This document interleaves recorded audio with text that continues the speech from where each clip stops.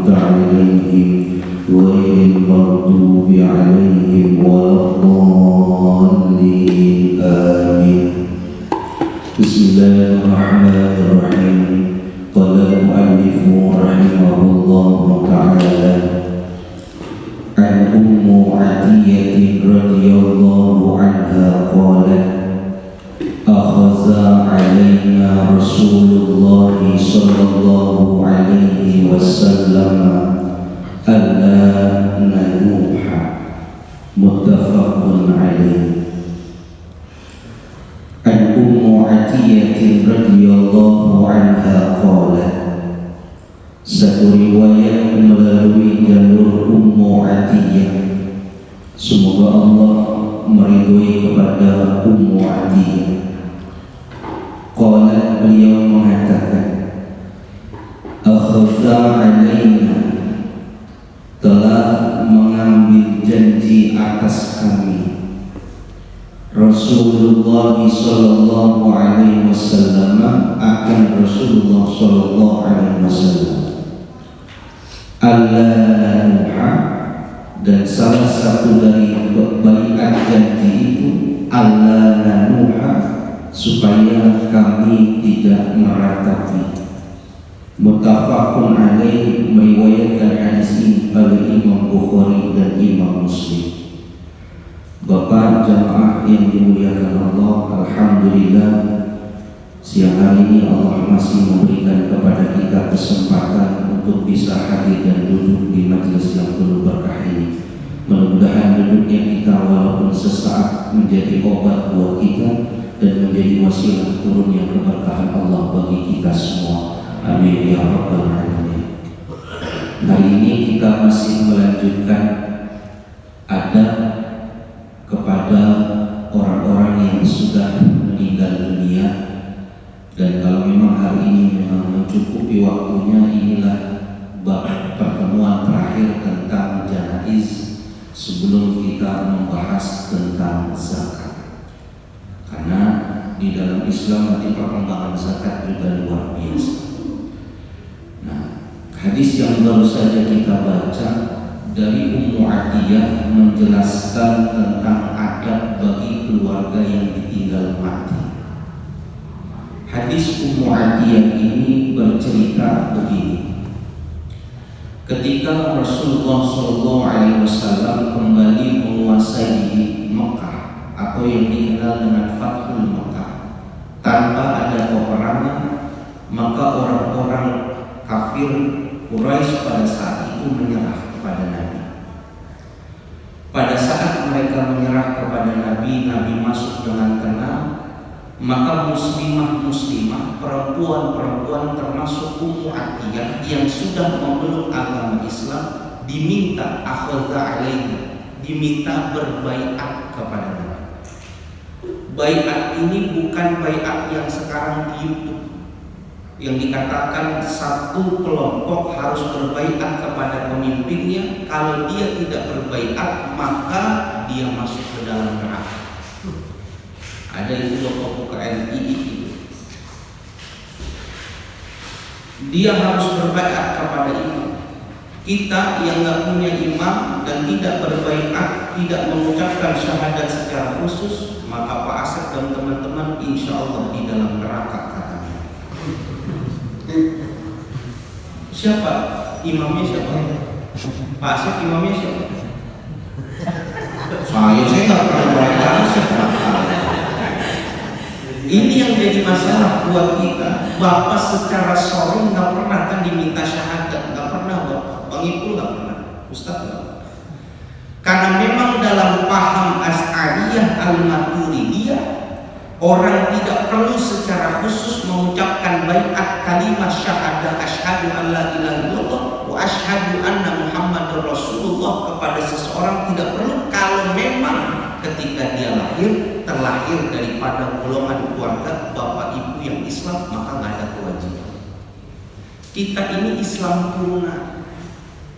Seorang anak dipengaruhi agamanya oleh kedua orang tuanya. Kapan orang disuruh baiat syahadat? Dua kelompok, kata Imam Asy'ari Al-Maturidi. As'ariyah di Indonesia, Al-Maturidiyah di India. Itu kelompok yang kita anut karena pahamnya sama persis, hanya berbeda di dalam beberapa hal saja. Pertama, siapa yang harus berbaiat kepada imam? Pertama, orang yang musyrik, non muslim, masuk kepada agama Islam harus dibaiat dia. Bukan dimandiin pakai air kolam renang, bukan. Tapi apa? Dia disuruh baca syahadat baiat. Untuk apa? Masuk kepada agama Islam. Dia yang dibaiat. Bang Erwin nggak pernah dibaiat. Yang kedua, siapa? Orang Islam yang murtad mau balik ke agama Islam, dia harus dibaiat. Jadi baiat itu janji setia kepada agama, melakukan amal kebaikan, itu dilakukan. Torikoh sekarang membaiat kepada muridnya itu tujuannya agar ada robito, ada keterkaitan. Seperti nanti seseorang yang tercebur, dia yang menolong. Maka dalam torikoh perlu berbaiat. Tapi secara agama kita sudah kafah, sudah Islam, sudah cukup, sehingga nggak perlu berbaiat secara khusus kepada sesuatu yang menganggap kalau tidak berbaiat kita masuk neraka. Jadi baiat itu janji setia. Nabi minta. Al-Quran dalam surah Al-Mumtahanah ayat 12 cerita Nabi nanti waktu masuk Fathul Mekah ada muslimah. Dia Islam nih, tapi rada-rada nih. Kenapa? Masih ada bau-bau perbuatan jahiliyah yang mereka lakukan, sehingga sekarang dia Islamnya harus sempurna. Sesudah Fathul Mekah, sempurnakan mereka, nanti datang dia berbaiat. Ummu Atiyah bagian dari perempuan yang disuruh baiat. Kumpul semuanya, kumpul. Di dalam Al-Quran dikatakan, ya ayuhan nabi idza ja'akal mu'minat yubayyinaka. Kalau sudah kumpul mereka, kumpulkan mereka, lalu janji setia. Janji setia semuanya ya. Dalam agama Islam dia apa janjinya? Allah yusyrikna billahi syai'an. Pertama, jangan menyekutukan Allah dengan apapun, dan jangan menyekutukan Allah sekecil apapun. Itu Allah yusyrikna billah.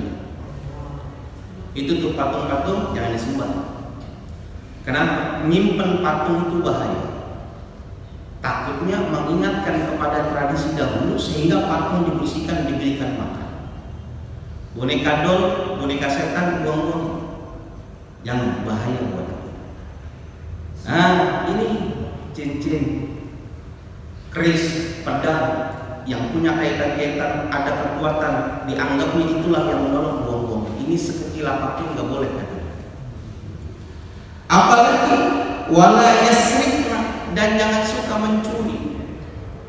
Ini diceritakan dalam beberapa tafsir, gampangnya dalam tafsir Al-Misbah itu, perempuan-perempuan yang sudah muslimah suka mencuri.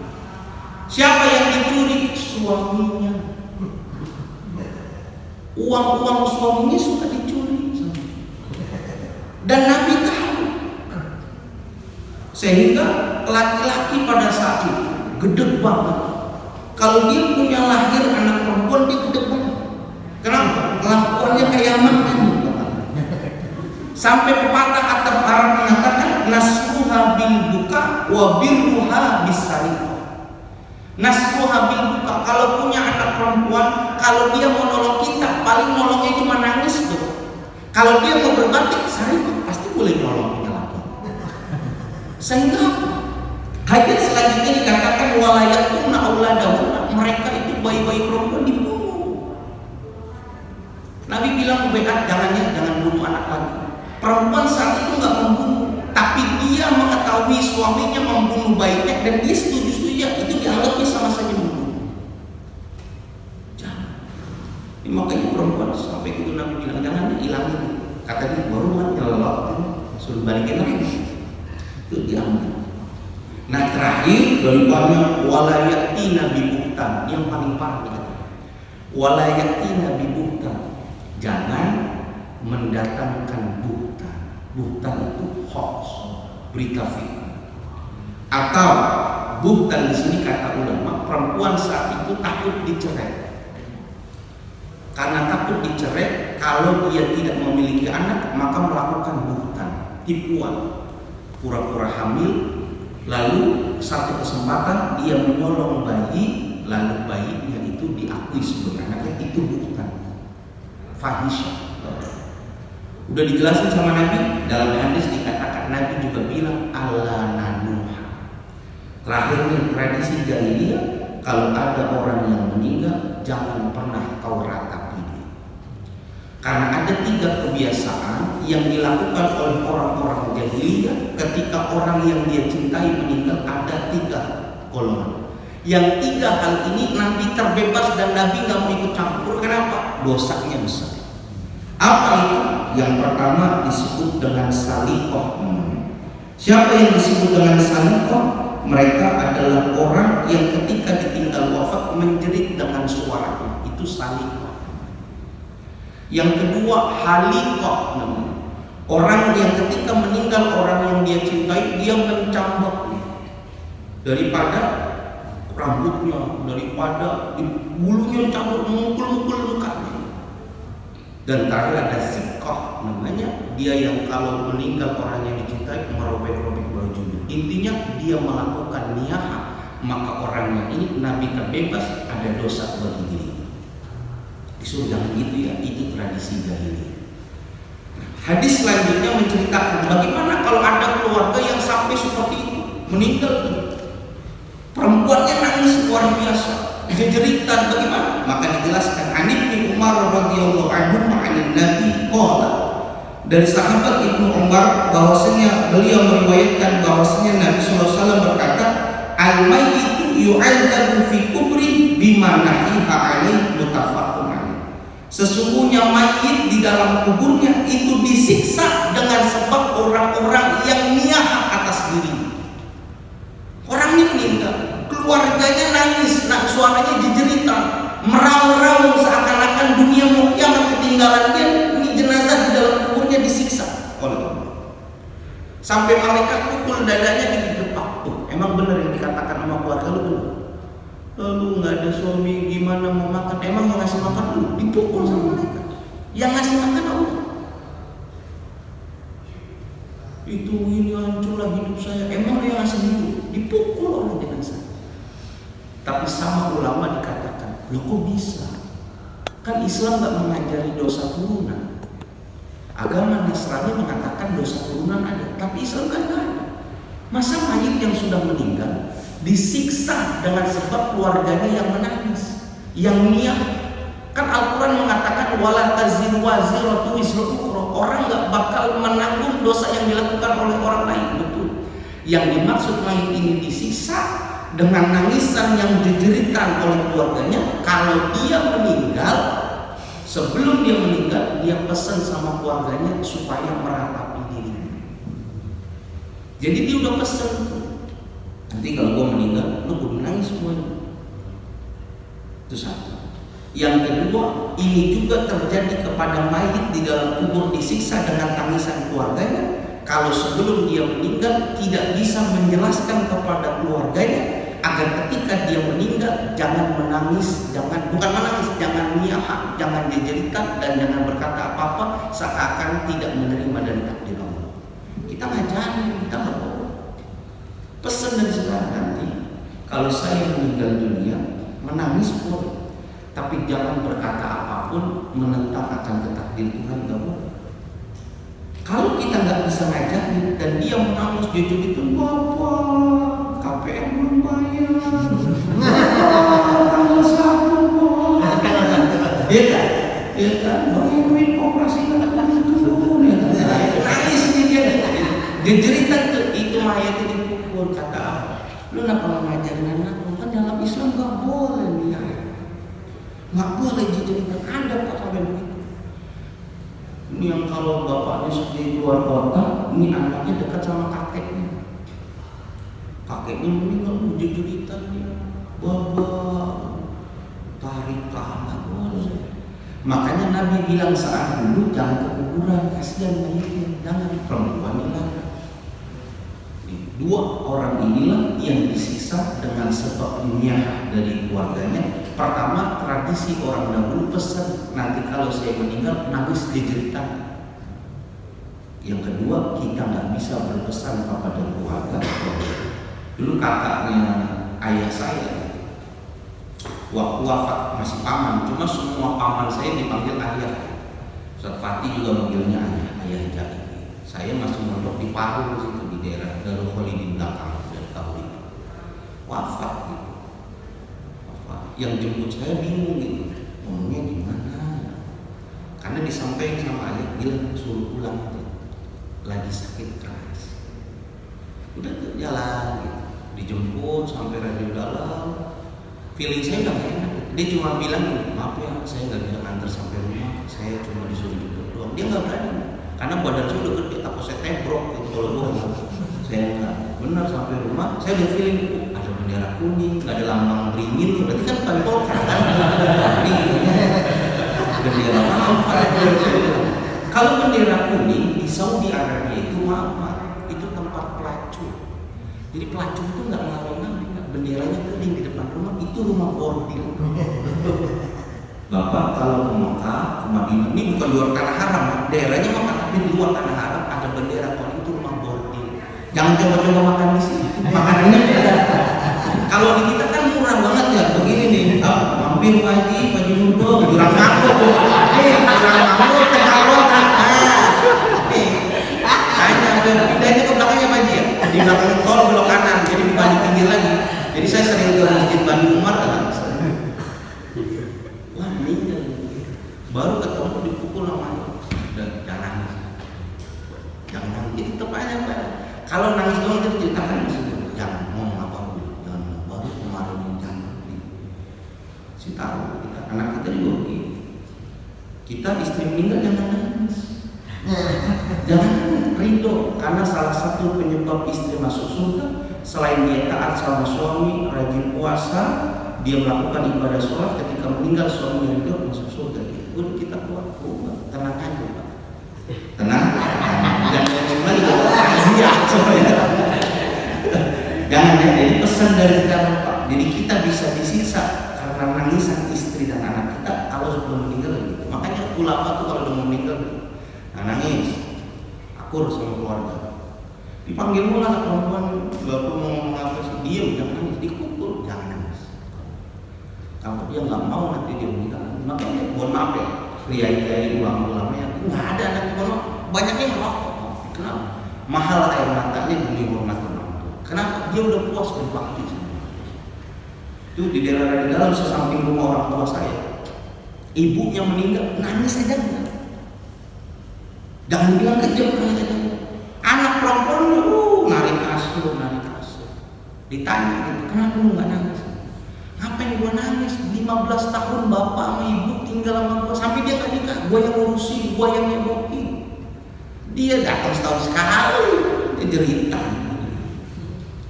Jangan tahan. Itu saya ingat keluarga kiai saya punya anak masuk nggak tahu, dia nggak mau bikin beban buat orang tua. Jelas ya? An-Anas radhiyallahu anhu qala, hadis yang disampaikan oleh sahabat Anas semoga beliau berkata, syahidtu bintan lin Nabi. Aku pernah menyaksikan seorang anak dari Nabi kita Muhammad SAW tudfanu, dikuburkan. Anak Nabi semuanya meninggal kecuali Fatimah Zahra yang meninggal terakhir setelah Nabi Muhammad. Siapa yang dikuburkan di sini? Ummu Kulsum, suami daripada anaknya Abu Lahab. Dicerai karena Nabi menyindir dengan ayat Al-Baqarah. Tudfanu, Ummu Kulsum meninggal lalu dikuburkan. Wa Rasulullah SAW dan adalah Nabi Muhammad SAW jalisun indal qabri, duduk di samping pemakaman. Faraitu ainani, maka kata sahabat Anas, aku melihat daripada kedua mata Nabi itu tadma'ani, mengeluarkan air mata. Ruwahul Bukhari, meriwayatkan hadis ini oleh Imam Bukhari. Ini hadis menjelaskan begini, apakah hadis ini kontradiksi? Katanya kita nggak boleh menangis, kita nggak boleh niat.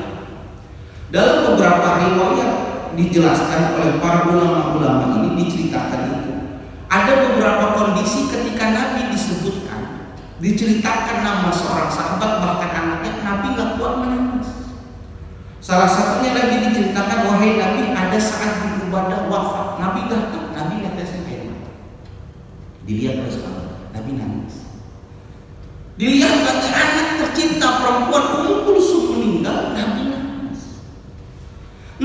dibawa cucunya yang meninggal, Nabi gak kuat, Nabi nangis. Anak laki-laki Qasim meninggal, Nabi nangis. Itu berapa kali sahabat meriwayat itu, Nabi kok nangis? Katanya gak boleh niat. Maka dalam satu riwayat Nabi mengatakan, Allah tasma'una innallaha la yu'adzibu bidam'il aini wala bihusnil qalbi walakin yu'adzibu bihadza asyara ila lisan. Dalam satu riwayat Nabi mengatakan, wahai kawan-kawanku, sahabatku, dengarlah, sesungguhnya Allah tidak mengazab dengan keluarnya air mata di dalam mata kita. Allah juga tidak mengazab dengan sesuatu yang menyesak di dalam hati kita. Tapi Allah mengazab asyara ila lisani, orang yang niat menggunakan daripada lisannya dengan tangan. Dia ngomong, udah nangis dia ngomong, ya Allah apa begini. Tapi kalau menangis doang tidak diazab. Bahkan Nabi mengatakan, hadhihi rahmatun ja'alallaha fi qulubi ibadi. Nangis ini adalah bentuk rahmat Allah yang Allah berikan kepada hati seorang hamba yang lembut hatinya. Jadi masalah, istri meninggal kita nggak nangis, mertua kita ngotot. Anak meninggal kita nggak nangis, itu nggak bisa. Allah justru kasih hati-hati yang lembut itu nanti menangis. Tapi lisannya terkunci, cuma menangis. Kenapa? Menandakan dia punya hati kesedihan. Dan Allah mengatakan di sini, wa inna ma yarhamullaha min ibadihi rahmah. Kasih sayang Allah turun kepada hamba-hamba yang memiliki nilai kasih sayang. Jadi kalau cuma menangis tidak menunjukkan dengan tangan, dengan niat, jangan dipancing-pancing itu. Padahal almarhum dunia udah, iya doain aja. Makanya lebih banyak diem keluarga. Kenapa? Dia nggak melakukan sebuah kesalahan. Padahal kalau dia itu ya Allah, padahal almarhum tadi mau ini aja meninggal. Padahal udah dibeliin, dia nggak kuat dengan takdir Tuhan tuh buat azab dipukul tuh. Menurut dia hebat mau berangkatin haji, menurut dia hebat mau beliin mobil, ini nyiksa buat orang yang meninggal. Jadi dia nangis dia. Kita yang paham ini nggak mau menghiburnya nanti dengan sesuatu yang pantas. Kan sudah dikasih tahu azab Allah aja, cukup ya. Mudah-mudahan Allah kasih pahala yang besar buat kamu dan bapak.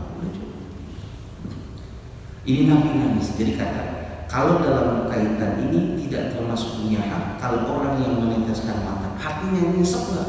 Kita berkot, ya Allah, kenapa ya Allah? Nyesel kalau tahu bapak wafat pagi ini, semalam saya nggak pulang ke rumah ya Allah. Itu kalau di dalam hati masih nggak apa-apa. Kenapa? Nggak keluar dari lisan. Tapi kalau sudah berani berucap kepada orang, niat dianggapnya membuat akibat kepada orang yang sudah meninggal. Paham Bapak? Pesan dari sekarang. Nggak apa-apa. Kalau ngomong kematian istri kemana kadang suka kurang ajar. Pesan. Nah ini pesan. Tulis di Facebook. Jangan tangisi kepergian. Tapi tangisilah tunggakan.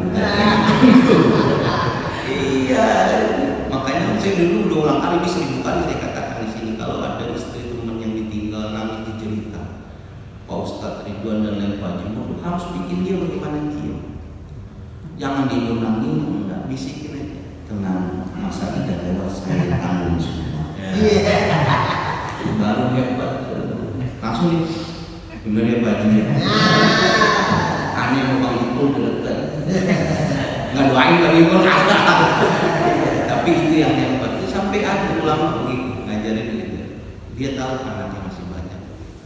Jangan yang udah mulu yang di ayam. An-Jabir an-Nabi sallallahu alaihi wasallam maqala, hadis daripada sahabat Jabir bahwasanya Nabi kita Muhammad sallallahu alaihi wasallam berkata, la tadfilu mautakum bilail, janganlah kalian menguburkan daripada mayat-mayat kalian pada malam hari, illa antatoru, kecuali dalam keadaan darurat.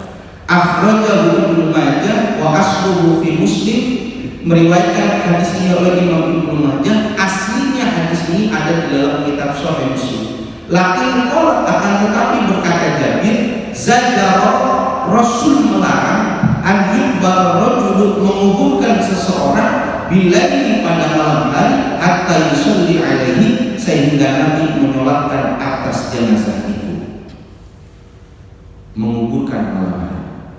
Asbabul wurud hadis ini, Nabi pernah khutbah di hadapan para sahabat yang menyampaikan satu ilmu, diceritakan.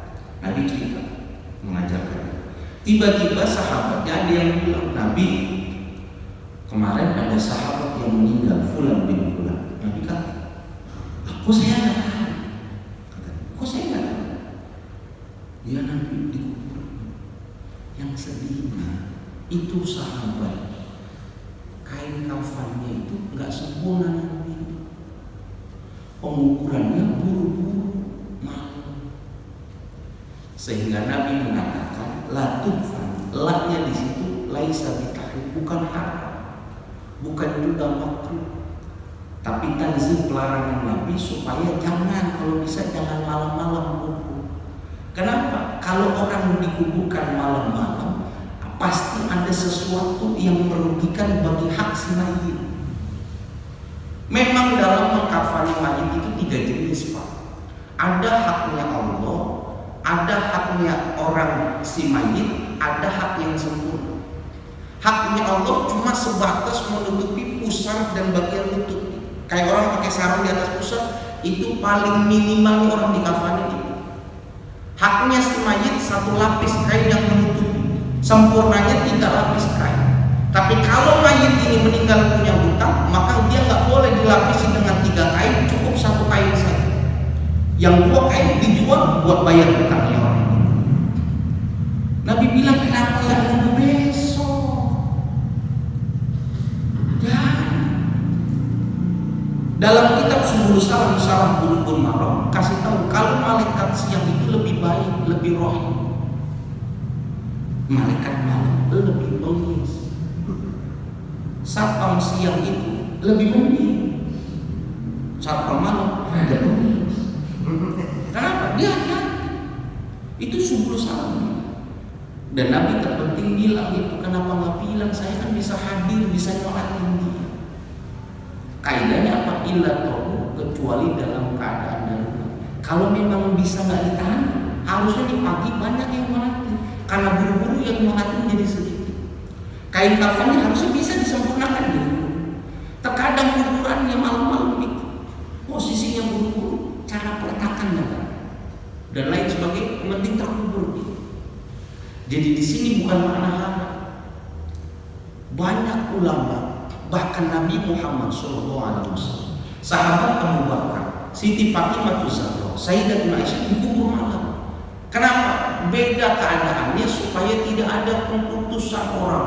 Besoknya lebih ramai sehingga susah dimakamkan, lebih baik malam tidak malam. Tapi semua syarat sahnya, rukun-rukun yang dilakukan dengan sempurna, bagus malam, mendahului. Tapi kalau sekiranya tidak sempurna pengurusan jenazah pada malam hari, tunda besok tidak bisa. Sekali lagi, kecuali dalam keadaan darurat, Ustaz, mohon maaf, meninggalnya busuk, meninggalnya buntu dan lain sebagainya, saling cepat-cepat kubur. Tapi kalau sesuatu haknya memang belum bisa ditunaikan pada malam hari, itu di Jawa Timur, Madiun, Maspati itu pasti malam. Meninggalnya jam berapa? Jam 3 dikubur. Yang pasti dalam suatu riwayat dalam hadis yang disampaikan oleh sahabat Uqbah bin Amir, kalau bisa bahkan sampai haram, jangan menguburkan jenazah pada 3 waktu ini. Malamnya mendarurat kubur. Saya ini ngajar nenek saya nggak bisa. Kenapa? Karena paman saya pemahamannya buru-buru nguburin jenazah. Sampai Jogja, pesawat dari Jakarta cuma sampai Jogja naik mobil ke Madiun, lama. Saya nyampe udah selesai pemakaman. Ya ada niseknya, cuma dalam ya sudah kan bisa, nggak usah buru-buru. Cuma karena memang di sana tradisinya begitu, dulu sudah sempurna menurut mereka ya sudah. Tapi 3 waktu ini jangan, karena di situ korun setan itu keluar tanduknya pada waktu itu, berbahaya buat orang yang meninggal. Kapan waktunya? Pertama ketika matahari terbit sampai dengan redahnya dia. Jadi jangan saat matahari berbarengan dengan terbit, jangan. Yang kedua pada saat istiwa matahari pas di tengah juga jangan. Yang terakhir yang ketiga, jangan memakamkan jenazah mayit dalam keadaan matahari sudah saat terbenam sampai dia sempurna. Jadi kalau udah mepet jam 6 jangan dikuburin, tunggu dulu. Sampai datang waktu maghrib kuburin. Siang juga jangan. Wah enak nih kuburin jam 12 keren. Jangan di sini kalau setan keluar, setan datang nih buat gangguin. Kata setan masih fresh tuh. Kalau setan kubur jam 5 kan udah capek dia goda setan. Jadi penggodanya nggak makin parah, karena capek. Tapi kalau kamu lagi keluar pas ambil dulu baru bilang jangan. Jadi nggak ada sejarahnya sahabat Nabi yang dikuburkan pada 3 waktu itu kan. Jangan dosa. Jadi kalau sudah ketemunya zuhur, kuburnya jam 1. Lewatin zuhur. Kalau meninggalnya sore, kuburnya untuk maghrib. Kalau meninggalnya pagi jangan buru-buru. Enak nih kalau dikuburin setengah 7. Jangan waktu duha biar. 3 waktu ini dilarang. Bisa dipahami? An Abdillah bin Ja'far radhiyallahu anhu qala. Hadis melalui sahabat Ja'far. Mungkin belum sampai kali ini aja. Lamma ja'a nahyu Ja'farin hina qutila qala Rasulullah sallallahu alaihi wasallam. Dari sahabat Abdullah bin Ja'far, semoga meridai kepada beliau mengatakan, lamma ja'a nahyu Ja'far, tatkala datang kabar kematian daripada sahabat Ja'far bin Abi Thalib, hina qutila, pada saat Ja'far mati terbunuh, qala Rasulullah sallallahu alaihi wasallam, maka bersabda Nabi kita Muhammad sallallahu alaihi wasallam, isna'u li'ala Ja'far, hendaklah oleh kalian membantu meringankan bagi keluarga Ja'far ta'aman dengan membuat makanan. Faqad atahum, karena sungguh telah datang kepada keluarga Ja'far ma, akan sesuatu yusgiluhum, yang menyusahkan ataupun menyibukkan kepada mereka. Rawahul khamsah ila an-Nasa'i, meriwayatkan hadis ini oleh Imam yang 5 kecuali Imam An-Nasa'i. Bapak, ini mungkin hadis terakhir pada siang hari ini, tidak cukup waktunya, nanti kita lanjutkan tentang inilah hadis yang dipakai oleh sebagian sahabat dan saudara-saudara kita yang mengatakan haram memakan daripada makanan yang dihidangkan oleh orang yang ditinggal mati. Tidak haram. Tidak sampai orang yang tertimpa oleh musibah. Pertama begini, Nabi dapat kabar memerintahkan pada perang Mu'tah itu 3 orang panglima, Abdullah bin Ruwahah, Ja'far bin Abi Thalib. Jadi Ja'far bin Abi Thalib ini saudara dari Sayyidina Ali, sepupunya Nabi, diangkat buat memimpin perang. Yang satu saya lupa di sana. Perang Nabi dikabari, Nabi 3 pemimpin jenderal meninggal semua. Nabi ketika jenazahnya dikirim pulang, ini diajarin kita, Bapak kalau keluarga meninggal dunia di rumah sakit dan mau bawa pulang ke rumah, jangan dulu dibawa pulang ke rumah sebelum rumahnya udah siap.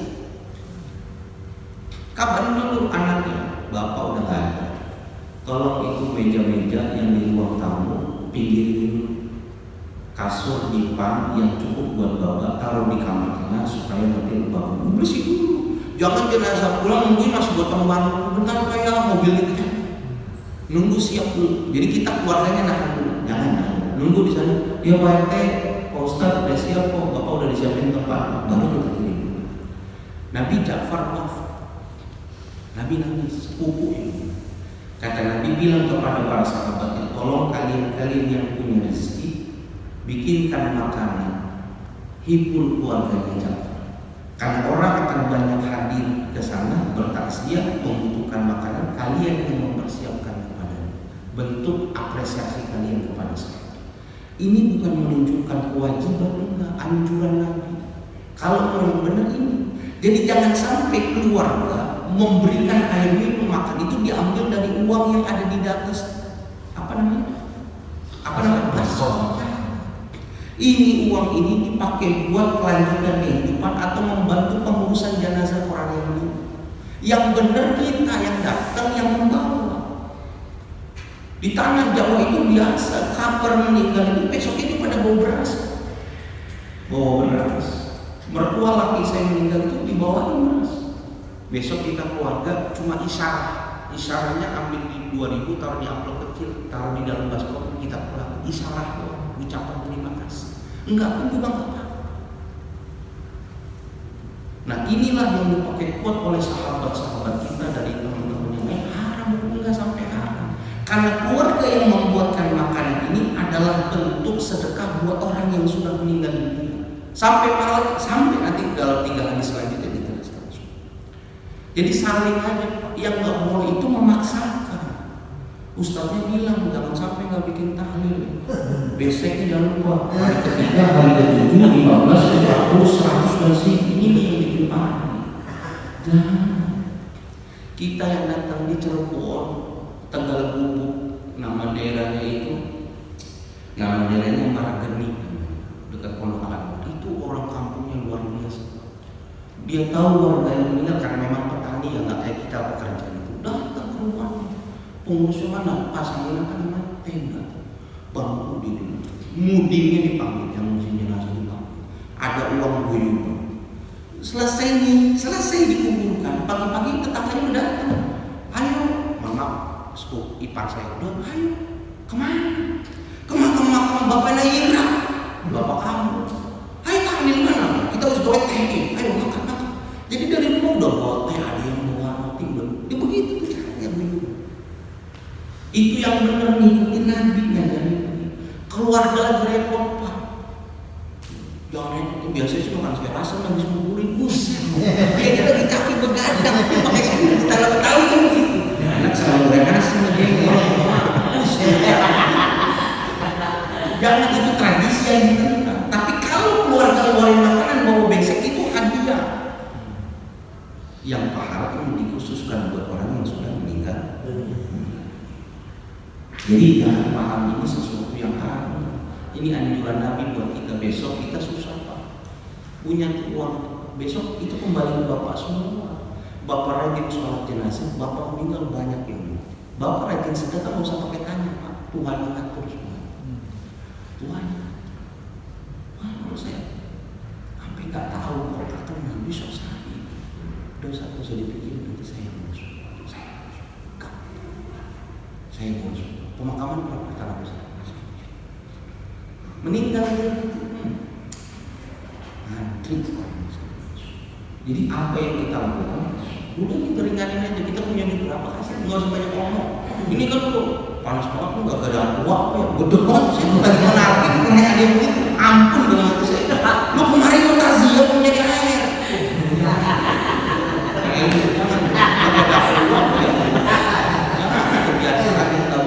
Masa keluarga lagi repot turun ambil motor beli aqua dulu. Nah itu begitu anggapnya. Besok kita siapin, kita hadiahin buat orang. Gak usah banyak ngomong. Azamullah aja. Ketemu yang keluarga dan seperti itu. Jangan dia ngobrol dengan pakai ini yang kelamaan dia kasih uang. Gak usah banyak 10 juta ya. Ya begitu lah. Soalnya nangisnya ada naik dikit. Lagi 50.000 terus. Nah intinya seperti itu. Bukan haram. Nanti kalau kita kupas terlalu panjang membuang. Maka intinya jangan memahami itu haram, tapi bentuk anjuran yang diajarkan Nabi kepada kita semua. Besok inilah adab orang Islam itu. Kalau melewati kuburan nanti Nabi ngajarin adabnya begini. Dan terakhir bagaimana bahaya dosa bagi orang ketika masih menceritakan tentang orang yang sudah itu palesa dan 5 DP. Nah itu bagaimana hukum dalam bangsa. Mudah-mudahan ada manfaatnya. Subhanallah wa bihamdihi, asyhadu an la ilaha illa anta, astaghfiruka wa atubu ilaik. Wassalamualaikum warahmatullahi